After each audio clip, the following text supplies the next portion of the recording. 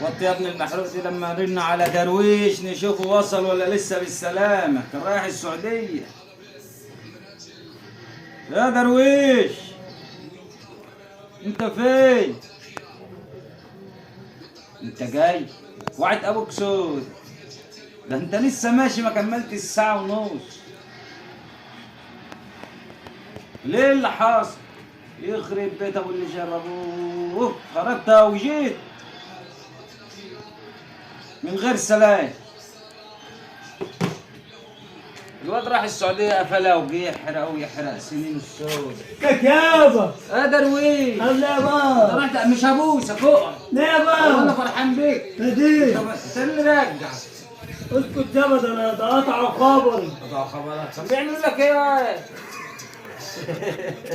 روح السعودية.